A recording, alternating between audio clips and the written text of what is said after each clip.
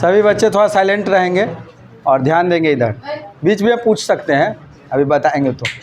हाँ, तो आज बात कर रहे हैं अपने लोग बच्चों कि कम समय में कैसे पढ़ के पास हुआ जाए, क्योंकि बिहार के मैक्सिमम से मैक्सिमम बच्चों का स्थिति ये रहता है कि सालों भर वो मस्ती करते रहते हैं। ठीक है, ना स्कूल को लेकर के सीरियस रहते हैं, ना कोचिंग को लेकर सीरियस रहते हैं, और ज़्यादा सीरियस हो जाते हैं तो फेल हो जाते हैं। ठीक है, ये सबसे बड़ा सीरियस मैटर है। तो इस सीरियस मैटर को सीरियस ना होने दिया जाए, इसीलिए इस पर अभी अपने लोग सीरियस हैं। तो ढेर सारा सीरियस आ गया, इसलिए ज़्यादा सीरियस ना हो।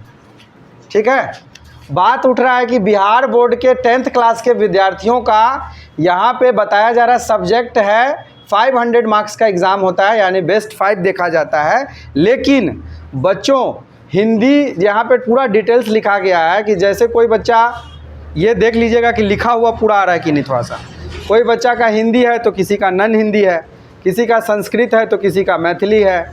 साइंस में ये 3 सब्जेक्ट है, 3 को मिला करके पेपर बन रहा है आपका 100 नंबर का। सोशल में ये 4 पार्ट और एक एक्स्ट्रा हो जाता है, डिज़ास्टर मैनेजमेंट, मतलब जिसको आपदा प्रबंधन कहते हैं।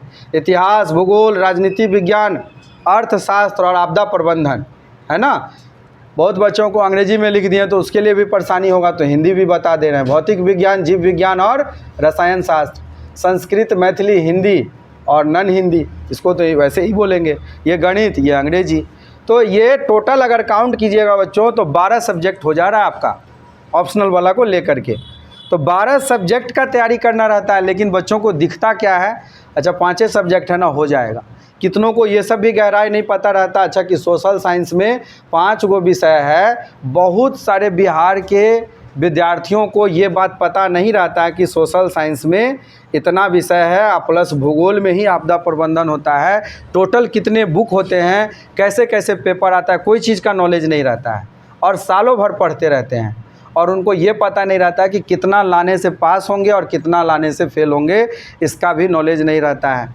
कम नंबर वाला बच्चा पास हो जाता है, ज़्यादा नंबर वाला फेल हो जाता है। उस पर भी मैंने एक वीडियो बनाया है, उसका लिंक आपको आई बटन में दे दिया जाएगा, वहाँ से जाके आप देख लेंगे। उसका थंबनेल है 150 वाला पास और 300 से कुछ ऊपर है ऐसे लिखा हुआ, उतना वाले फेल, ऐसे कैसे हुआ, वो वीडियो ज़रूर देखेंगे बच्चों। तो आज सीखेंगे कि कम समय में कैसे पढ़ा जाता है। तो पहले तो इतना विषय के बारे में डिटेल्स, यानी टोटल अगर 5 विषय है, तैयारी की दृष्टि से 12 विषय है, एग्ज़ाम की दृष्टि से 100 नंबर का 5 है। इसीलिए अंग्रेजी को छोड़ के 500 का अंग्रेजी का मार्क्स नहीं जोड़ा जाता है बिहार बोर्ड में, याद रखेंगे। लेकिन बहुत ज़रूरी है, ये बहुत ज़रूरी है। तो सबसे पहले बच्चों को क्या चीज़ का जानकारी होना चाहिए कि 10 साल में पूछे गए प्रश्न पत्र कैसे आते हैं, क्वेश्चन पेपर कैसे आता है, इसका नॉलेज। तो आप चाहे तो गूगल से डाउनलोड कर लें, या किसी दोस्त से ले लें, या कहीं से भी 10 साल का पेपर, 5 साल का पेपर, 2 साल का पेपर, 3 साल का पेपर ले करके पेपर ये देखें कि पेपर में प्रश्न कैसे कैसे पूछा गया है, कितना में से कितना बनाना है, कितना अटेम्प्ट लेना है। बच्चों को ये नॉलेज नहीं रहता है कि कितना में से कितना अटेम्प्ट लेना है। एग्ज़ाम में बैठ जाते हैं, बनाना रहता है 5, बना के आ जाते हैं 7, बनाना रहता है 2, बना के आ जाते हैं 4। क्वेश्चन नंबर लिखने नहीं आता, कहाँ पे क्वेश्चन नंबर कैसे लिखेंगे तो मार्क्स मिलेगा, क्वेश्चन नंबर कुछ और है, आंसर दे दिए कुछ और। तो बहुत सारे चीज़ों के वजह से आप फेल हो जाते हैं। आपको लगता है नहीं पढ़े थे इसके वजह से फेल हो गए, लेकिन नहीं पढ़ने के वजह से तो फेल हुए, सो तो हुए ही, पेपर अटेम्प्ट करने भी नहीं आता, इस वजह से भी बच्चे फेल हो जाते हैं। तो पेपर अटेम्प्ट करना पहले सीखिए, और पढ़ाई कैसे कैसे करना है वो। तो 10 साल के पेपर का नॉलेज ले लेंगे, या किसी एक वीडियो में मैं ऐसा वीडियो बनाऊंगा जिसमें हर एक पेपर के पैटर्न के बारे में मैं बात करूंगा। ठीक है, अब समझते हैं हर स्कूल में, हर कोचिंग में, हर जहाँ भी पढ़ाई लिखाई हो रहा है उस जगह पे 2 प्रकार के बच्चे होते हैं। एक होते हैं एवरेज स्टूडेंट, औसत पढ़ने लिखने वाले बच्चे, साल भर मस्ती मजाक करने वाले, घूमने फिरने वाले, फुल एंजॉय करने वाले, कोई भी पर्व त्यौहार में कमी नहीं होना चाहिए, स्मार्टनेस में कमी नहीं आना चाहिए, ड्रेसअप में कमी नहीं आना चाहिए, हर चीज़ सेलिब्रेट होना चाहिए, भले पढ़ाई थोड़ा कम हो जाए। तो ऐसे बच्चों को कहते हैं एवरेज स्टूडेंट। और जो बच्चे हर पर्व त्यौहार में समय निकाल करके पढ़ लेता है, हर फंक्शन प्रोग्राम को लास्ट अपॉर्चुनिटी में रखता है, लास्ट प्रायोरिटी देता है, और पढ़ाई को फर्स्ट प्रायोरिटी देने वाले बच्चे को कहते हैं स्मार्ट स्टूडेंट, चालाक विद्यार्थी। ढेर सियाना, इतना सियाना कि घमंड भी आ जाता है पढ़ते पढ़ते, बहुत ज़्यादा घमंड आ जाता है, तो फिर सर जी के बातों को सुनना वो नज़रअंदाज करने लगता है। तो अगर इसमें अगर वीडियो देखने वाले में कोई घमंडी टाइप का थोड़ा बच्चा हो तो प्लीज़ इस वीडियो को ना देखें। और जो बच्चे गुरु के महत्व को समझते हैं जीवन में और सोचते हैं कि गुरु के पास अनुभव ज़्यादा होता है, भले नॉलेज आपको ज़्यादा होगा मेरे से, वो अलग बात है, ज्ञान ज़्यादा होगा, लेकिन अनुभव गुरु के पास ज़्यादा रहता है। तो अगर रिस्पेक्ट करते हैं गुरु का तो ज़रूर इस वीडियो को देखिएगा, अदरवाइज़ नहीं देखिएगा। बहुत सारे बच्चे ऐसे होते हैं जो सोचते हैं कि जो हैं हम ही हैं, बस मेरे से ज़्यादा नॉलेज किसी को है ही नहीं, तो ऐसे बच्चे ना देखें। तो एवरेज विद्यार्थी कौन है? एवरेज विद्यार्थी को 4 घंटा पढ़ना बड़ा मुश्किल लगता है, इसलिए मैं बच्चों से पूछ करके सिस्टम को बना रहा हूँ कि एवरेज बच्चों को 4 घंटा पढ़ना है। स्कूल, कोचिंग, ऑनलाइन क्लास, जो भी क्लास आप करते हैं सब छोड़ के सेल्फ स्टडी के लिए कितना टाइम निकालना है? 4 घंटा। और अच्छे बच्चों को कितना टाइम निकालना है? 8 से 10 घंटा। आप ज़्यादा पढ़ सकते, कोई दिक्कत वाली बात नहीं है। इसमें अगर ज़्यादा बढ़ाएंगे ना तो हृदय का धड़कन बढ़ जाएगा बच्चों का। एवरेज बच्चे पढ़ाई से वैसे दूर भागते रहते हैं और दूर भाग जाएं। अब इन बच्चों को 4 घंटा में क्या क्या करना है मालूम है? अब वो बात बताते हैं। 4 घंटा में इनको डेली विज्ञान जो है, यानी कि साइंस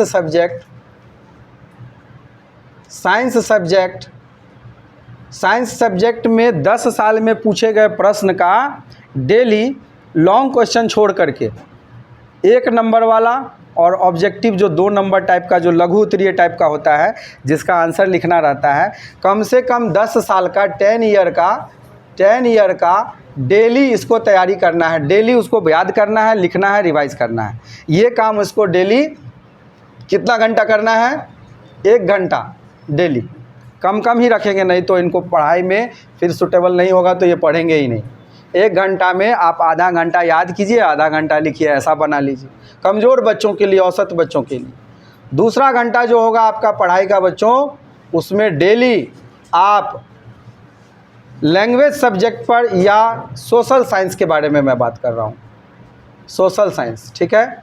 सोशल एसओ शॉर्टकट लिख दे रहे हैं, एस यहाँ पे लिखा हुआ है सोशल साइंस। सोशल साइंस में बच्चों आप जैसे 5 ठो विषय है ना, तो 5 विषय एक ही दिन नहीं पढ़ेंगे, बुझाएंगे नहीं, ठीक है? किसी दिन आप हिस्ट्री ज्योग्राफी पार्ट पढ़ लीजिए, किसी दिन आप पॉलिटिकल और इकोनॉमिक्स पढ़ लीजिए, ठीक है? 1-1 घंटा में अगर आप 2 सब्जेक्ट लेते हैं तो आधा घंटा का तैयारी रखेंगे, आधा घंटा हिस्ट्री, आधा घंटा ज्योग्राफी, फिर किसी और दिन आधा घंटा पॉलिटिकल साइंस और आधा घंटा इकोनॉमिक्स। लेकिन पढ़ना क्या है सर? तो पढ़ना है, एवरेज बच्चों के लिए बता रहे हैं, केवल 10 साल में, पिछले 10 साल में पूछे गए प्रश्नों का उत्तर याद करना है, और किसी दिन याद करने वाला काम नहीं करके खूब लिख के प्रैक्टिस करना है। उसी चीज़ को प्रश्न लिख लेना है और लिख करके प्रैक्टिस करना है। कैसे बोलें? हिस्ट्री ज्योग्राफी आधा घंटा कर लेंगे, 2 सब्जेक्ट एक दिन, फिर 2 सब्जेक्ट एक दिन, इसको किसी के साथ पढ़ लेंगे, ज्योग्राफी और डिजास्टर मैनेजमेंट एक साथ कर लेंगे, ये दोनों एक साथ, किसी दिन एक सब्जेक्ट पढ़ लेंगे।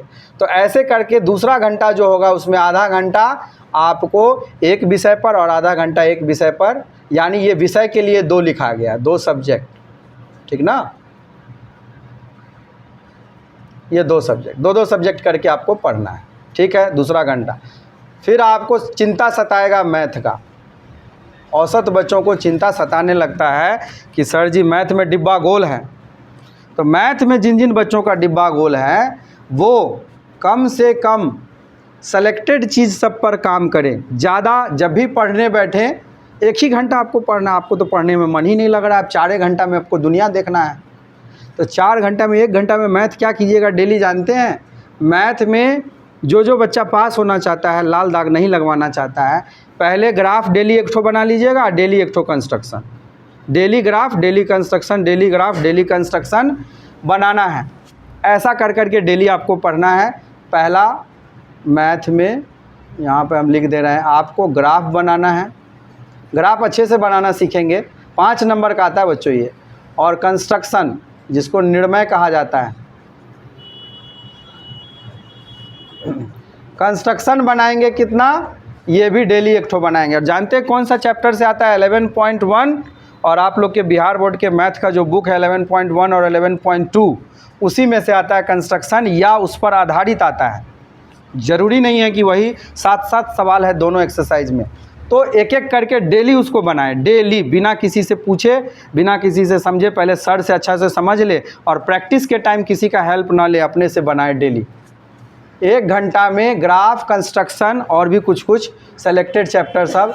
कुछ सवाल आपको त्रिकोणमिति में से 10 साल में पूछे गए सवाल को बनाना है, चाहे वो 1 नंबर वाला हो चाहे वो 2 नंबर वाला हो। डेली याद कर लीजिए, सिस्टम बना लीजिए।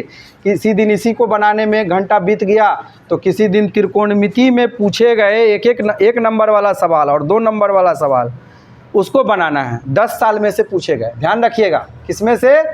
सब बच्चा को आ रहा है समझ में? 10 साल में से पूछा गया 1 नंबर वाला और 2 नंबर वाला बनाना है, हमेशा याद रखना है इस बात को, जिसको बोलते हैं ट्रिगोनोमेट्री। ठीक। और कुछ चैप्टर में से 10 साल में से ही 2 नंबर और 1 नंबर वाला बनाएंगे, क्योंकि 5 नंबर वाला में आप 2 ये अटेम्प्ट कर लिए ना, तो एवरेज बच्चों के लिए बहुत हो गया ये। और इसमें एपी चैप्टर का 10 साल में से पूछा गया प्रायिकता चैप्टर, किसमें से? प्रायिकता में से पूछा गया। और द्विघात समीकरण में से, द्विघात समीकरण का सवाल, ज़्यादा नहीं, और क्या बोलते हैं उसको, बहुपद। इससे 10 साल में पूछे गए प्रश्नों को बच्चों हम बोल दे रहे हैं। जो बच्चे कॉपी लेके वीडियो देख रहे होंगे, कॉपी लेके इसको नोट करेंगे, वीडियो को पॉज कर करके, उनके लिए मैं बोल भी दे रहा हूं, ताकि अगर लिखा हुआ ठीक से ना दिखे तो आप सुन करके उसको लिख लीजिए। एपी में का 10 साल में से पूछा गया सवाल 1 नंबर वाला और 2 नंबर वाला। प्रायिकता में से पूछा गया 10 साल में पूछा गया सवाल 1 नंबर वाला, 2 नंबर वाला। द्विघात समीकरण का, बहुपद का। और अगर आप सीखे हुए हैं, जहाँ भी पढ़ रहे हैं वहाँ से आपको जो जो चैप्टर क्लियर है, मध्य, माध्यिका और बहुलक एक ठो चैप्टर है, मध्य और माध्यिका। ठीक है, ये 14 चैप्टर है आपका, 14.1, 14.2, 3 ऐसे करके है। सांख्यिकी चैप्टर जिसको कहते हैं, तो इसको बना लेंगे बच्चों।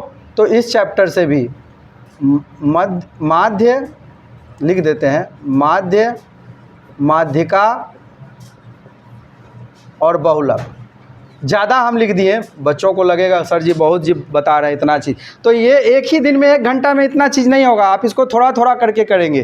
किसी दिन ग्राफ कंस्ट्रक्शन, किसी दिन त्रिकोणमिति, किसी दिन एपी और इधर के चैप्टर से, लेकिन इसको आपको डेली करना है। एवरेज बच्चों को 4 घंटा ही पढ़ना है।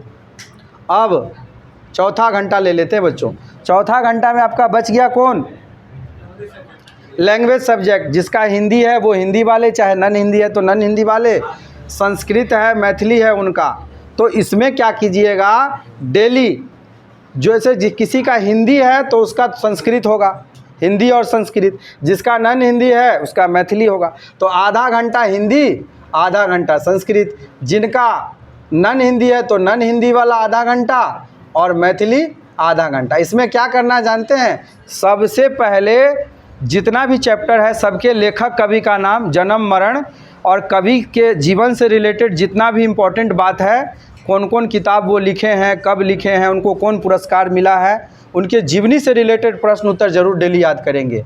और 10 साल में पूछे गए प्रश्न उत्तर को, ज़्यादा नहीं, चैप्टर का एक एक क्वेश्चन एवरेज बच्चा कर ही नहीं सकता है, उतना वो कभी जीवन में नहीं पढ़ा है, इसलिए उसको कम पढ़ के पास होना है। तो कम पढ़ के पास होने में हिंदी और संस्कृत वाला आधा आधा घंटा डेली पढ़ेगा, आधा आधा घंटा नन हिंदी और मैथिली वाला डेली।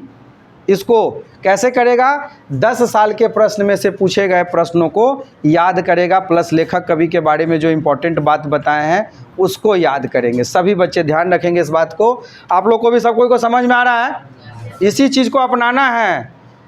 और किसी को दिखाने वाला पढ़ाई मत पढ़िए, अपना पास होने के लिए, नॉलेज के लिए तो इतना घंटा पढ़ना पड़ेगा, बढ़िया नंबर लाने के लिए तो बहुत घंटा पढ़ना पड़े।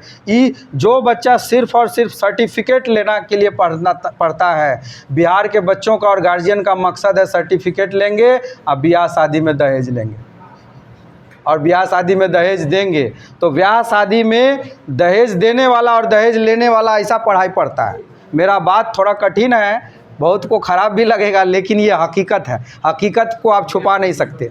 तो दहेज लेने वाले बच्चों खास करके लड़का लोग को संबोधित करते हुए कह रहे हैं, दहेज लेने वालों सबको सिर्फ सर्टिफिकेट चाहिए और नॉलेज लेने वाले को इधर, इसका चार्ट इधर है।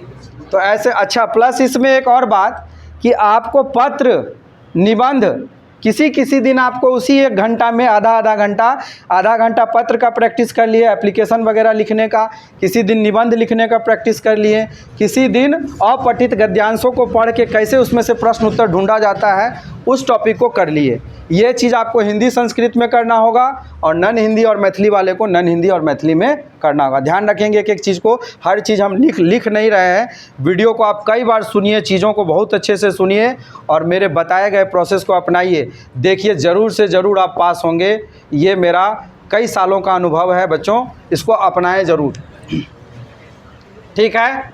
और जब इस प्रोसेस को अपनाते अपनाते सितंबर से जब बच्चा लोग पढ़ाई करता है, एग्ज़ाम जब नज़दीक आ जाता है, तो सितंबर से लेके सितंबर, अक्टूबर, नवंबर तक इस सिस्टम को फॉलो करें और दिसंबर और जनवरी में सभी बच्चे 100 नंबर का पेपर ले के घर पे पेपर दें, 3 घंटा 15 मिनट का बनाएं, उसका फिर आंसर मिलाएं कि क्या हम सही लिखे क्या गलत लिखे, तब जाके आप एनालिसिस कीजिएगा कि हाँ हम परीक्षा में पास होने के लायक हैं कि नहीं, ठीक है।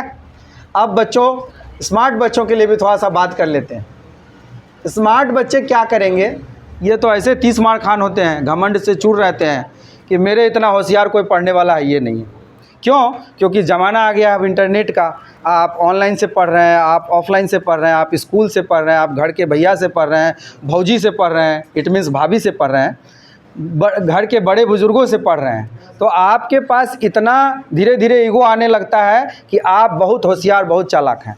लेकिन कितना भी होशियारी और चालाकी हो तो आपके पास अनुभव का कमी रहता है, और वो अनुभव का जो भरपाई करेंगे वो गुरुजी करेंगे। तो गुरुजी के बात को थोड़ा सा ध्यान से सुन लें, ठीक है। स्मार्ट बच्चे ज़्यादातर ना, जिसको मैथ में इंटरेस्ट रहता है वो मैथ खूब पढ़ने लगता है। अब उनका कहानी सुन लीजिए। साइंस में जिसको ज़्यादा इंटरेस्ट रहता है वो खूब साइंस पढ़ने लगता है, वो भूल जाता है कि इतिहास का भी परीक्षा होगा, सोशल साइंस का भी परीक्षा होगा, वो भूल जाता है कि संस्कृत का भी परीक्षा होगा, या नन हिंदी या मैथिली या हिंदी का परीक्षा होगा, वो भूल जाता है कि इंग्लिश का भी परीक्षा होगा। इंग्लिश को तो वैसे भी बिहार के सभी बच्चे, मैक्सिमम से मैक्सिमम बच्चे इसको कम वैल्यू करते हैं, जिसका जीवन में बहुत ज़्यादा वैल्यू आपको पड़ेगा, आगे ज़रूरत पड़ेगा। तो आप स्मार्ट बच्चे क्या करेंगे, अगर आप किसी एक दिन में एक ही सब्जेक्ट को पढ़ते हैं तो 5 दिन में, 7 दिन में, 6 दिन में एक रूटीन बना लेंगे कि हमको प्रत्येक दिन अगर हम एक ही विषय पढ़ते हैं तो 8 घंटा या 10 घंटा पढ़ते हैं ना, तो इसको टुकड़ों में बांट दीजिए। 10 घंटा को 8 घंटा पढ़ते हैं तो इसको टुकड़ों में बांट दीजिए, 2-2 घंटा का, 2-2 का बना दीजिए आप इसको, ठीक है। और अगर आप 10 घंटा पढ़ते हैं तो इसको 2.5-2.5 घंटे का बना दीजिए, लेकिन ब्रेक कर करके पढ़िए, एक साथ मत पढ़िए। अगर आप एक साथ पढ़ेंगे तो माइंड आपका ब्लास्ट करने लगेगा, हैंग होने लगेगा, ठीक है। अगर आप 8 घंटा पढ़ते हैं तो 2-2 घंटा का रूटीन बनाइए। अगर आप 10 घंटा पढ़ते हैं बच्चों तो इसको 2.5,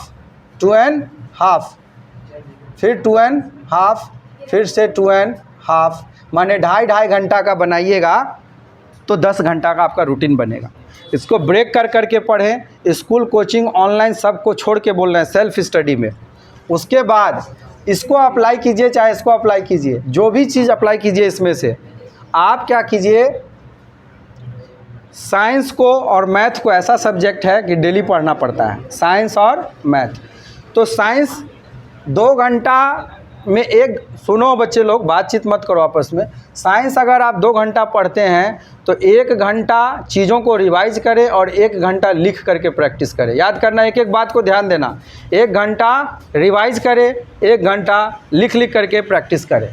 अगर आप मैथ बनाते हैं तो 1 घंटा में पुराना एक्सरसाइज कोई उठा करके, बिना पुराना फेयर कॉपी देखे हुए, बिना सर का कोई भी चीज़ कॉपी देखे हुए, अपने आप से एक एक सवाल बनाइए, है 1 घंटा में। और 1 घंटा में आप सेट लेके बैठिए, 1 घंटा प्रीवियस चीज़ रिवाइज कीजिए, जो भी आप पढ़े हैं सिलेबस में से, और 1 घंटा डेली सेट लेके बैठिए, क्वेश्चन पेपर लेके बैठिए। किसी दिन ऑब्जेक्टिव सॉल्व कीजिए, किसी दिन 2 नंबर वाला सॉल्व कीजिए, किसी दिन 5 गुने 4 वाला सॉल्व कीजिए। बोलिए। हाँ, इस नहीं, सेल्फ स्टडी में उसको इंक्लूड मत कीजिए। वो आप स्मार्ट बच्चों में गिने जाते हैं तो आपको बहुत मेहनत करना होगा।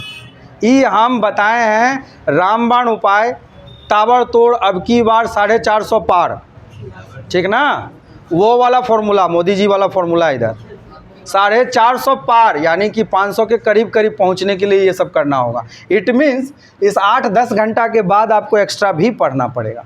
ये तो एवरेज बच्चों के लिए है ही नहीं, वो उतना पढ़ ही नहीं पाएगा, कोई जीवन में नहीं पढ़ पाएगा। उसके बाद हाँ, तो मैथ पे बात कर रहे थे, जिसको जो डाउट होगा पूछेंगे ताकि हम उस हिसाब से जवाब दे सकें। तो मैथ 1 घंटा क्या करना है, प्रीवियस चीज़ रिवाइज करना है, पुराना पढ़ा हुआ चीज़। 1 घंटा डेली सेट बनाना है, यानी क्वेश्चन बैंक लेके बैठना है, पेपर लेके बैठना है। तो ये हो गया साइंस और मैथ का बात। इधर बच्चों सोशल साइंस और हिंदी लैंग्वेज सब्जेक्ट का बात करते हैं। सोशल साइंस में क्या कीजिए, 4 सब्जेक्ट है ना, 5 है वैसे, हम 4 मान के चलते हैं, तो 2 इधर 2 इधर, तो 2 डेली क्या कीजिए, किसी दिन 2 घंटा खाली पेपर सॉल्व कीजिए और किसी दिन 2 घंटा पुराना चीज़ रिवाइज कीजिए। किसी दिन 2 घंटा पेपर सॉल्व, किसी दिन 2 घंटा प्रीवियस ईयर के चीज़ों को दोहराइए, रिवाइज कीजिए। और अगर आपके टीचर इंपॉर्टेंट चैप्टर सब बता देते हैं कि कौन विषय में कौन कौन चैप्टर पढ़ने से पास हो जाइएगा, तो उस पर भी काम करिए। एक वीडियो मैं बनाऊंगा कि कौन विषय में कौन कौन चैप्टर पढ़ने से आप पास हो जाइएगा। एक वीडियो में सारा चीज़ डालना थोड़ा सा डिफ़िकल्ट होता है, बच्चे लोग थोड़ा शांत माहौल बना के रखें। अगला विषय है बच्चों, अगला टॉपिक है हिंदी, इंग्लिश और संस्कृत, नॉन हिंदी, मैथिली और इंग्लिश। तो इसमें क्या कीजिए बच्चों, जो 2 घंटा 2.5 घंटा का रूटीन है, तो डेली 1 घंटा ग्रामर पोर्शन पे टाइम दीजिए आप। डेली क्या नियम बनाइए, चाहे वो हिंदी का ग्रामर हो, किसी दिन हिंदी के ग्रामर पर 1 घंटा, किसी दिन संस्कृत के ग्रामर पे 1 घंटा, किसी दिन इंग्लिश के ग्रामर पे 1 घंटा दीजिए। और अगले दिन, जिस दिन ग्रामर पढ़े उसके ठीक अगले दिन उसी टॉपिक से जुड़ा हुआ क्वेश्चन पेपर उठा करके उसको बना के देखिए कि आपका सही हो रहा है कि गलत हो रहा है। क्योंकि एक दिन पढ़ें और एक दिन एग्ज़ाम दे रहे हैं, एक दिन पढ़ रहे हैं एक दिन एग्ज़ाम दे रहे हैं, तो इससे आपको ये बेनिफिट होगा कि आपको पता चल पाएगा कि हम जो पढ़ रहे हैं वो हम डाइजेस्ट कर रहे हैं कि नहीं कर रहे हैं, वो हम सीख रहे हैं कि नहीं सीख रहे हैं, वो मेरा कितना सही हो रहा है कितना गलत हो रहा है। इस सिस्टम को बच्चों सितंबर, आज 3 सितंबर है, 3 सितंबर को मैं ये वीडियो शूट कर रहा हूँ। आप आज से देख रहे हैं तो आज से ही चालू कर दीजिए, ठीक है। और इस सिस्टम को अक्टूबर नवंबर तक फॉलो कीजिए, और नवंबर के बाद दिसंबर और जनवरी में डेली 3 घंटा का पेपर लेके बैठिए, किसी एक विषय का। सुबह में एक पेपर लेके बैठिए, एक शाम में लेके बैठिए, और अगले दिन उस पेपर को एनालाइज कीजिए कि कितना सही हुआ कितना गलत हुआ, 100 में कितना नंबर आया। अगले दिन पेपर लेके नहीं बैठना है, अगले दिन उस पूरे पेपर का आंसर ढूंढना है, कितना सही गलत हुआ।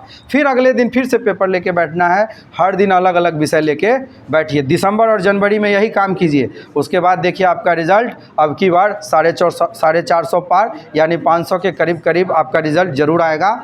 मेरे एक एक बातों को, वीडियो को आगे पीछे करके कई बार सुनिए, कई बार देखिए, और हर दोस्त फ्रेंड में, ग्रुपों में इसको शेयर कीजिए जिसको इस वीडियो का ज़रूरत है। एवरेज बच्चों तक तो ज़रूर पहुंचाइए, क्योंकि एवरेज बच्चे ऐसे मुंह बा के बैठे हुए हैं, मुंह खोल के बैठे हुए हैं, इंतज़ार कर रहे हैं कि कोई सर यूट्यूब पर आए और वो तरीका बताएं जिससे मैं कम पढ़ के पास हो जाऊँ। तो उसके लिए आपको SSCC चैनल से जुड़ना होगा, भरत सर से मिलना होगा। मैं हूँ भरत सर, मेरा चैनल है SSCC कैमरामैन। देखिए अगर दिख रहा है तो ठीक है, नहीं तो दिखा दीजिए। थोड़ा सा इधर आइए आप, ये SSCC चैनल है, SSCC आप देख पा रहे होंगे, और मैं भरत सर हूँ और आपको इतना इम्पोर्टेंट बात बताया हूँ। तो आपको अगर अच्छा लगा हो तो उसको शेयर करें, लाइक करें, सब्सक्राइब करें। मिलते हैं अगले वीडियो में ये बात के साथ कि कौन सब्जेक्ट में कौन सा चैप्टर पढ़ने से कितना नंबर आएगा, या कम पढ़ के किस चैप्टर को पास हो जाएंगे। Thanks for watching.